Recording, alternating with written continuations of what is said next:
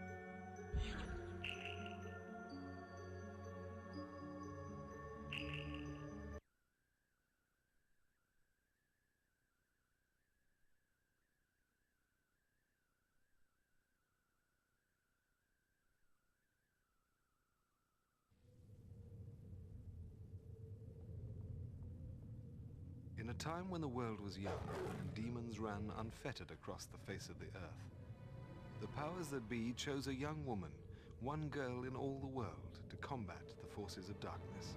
Upon her death, the power passed to another, and another, down over the millennia, with each girl inheriting the power of her predecessor, the power of the Slayer.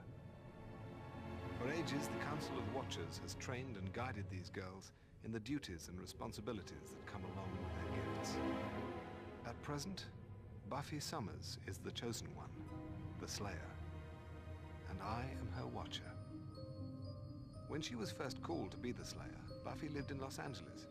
Her trial by fire against the vampires there was nothing short of triumphant. However, as it involved the burning down of her high school gymnasium, there were those who disagreed. Subsequently, Buffy and her mother moved north to Sunnydale, California.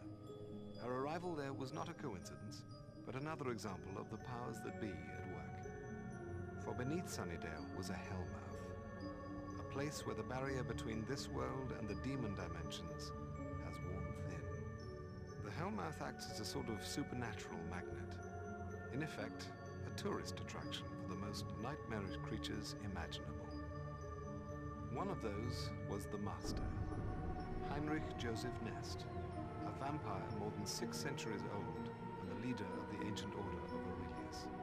Sometime in the 1930s, the Master brought the order to Sunnydale in hopes that he might open the Hellmouth and let the Old Ones, a race of elder demons, into our world. He might very well have succeeded, if not for the intervention of fate. In 1937, while the Master was making his preparations, Sunnydale was struck by an earthquake that swallowed half the town, including an abandoned church the Master was using as his lair. The earthquake disrupted the Order's ritual and trapped the Master between worlds in the process. Opening dimensional portals is tricky business.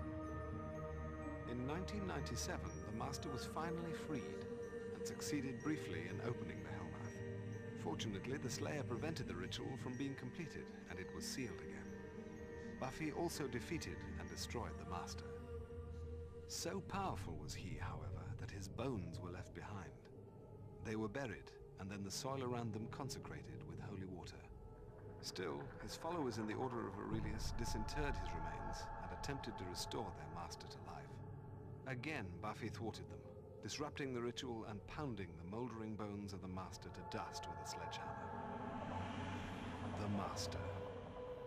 We thought he was gone for good.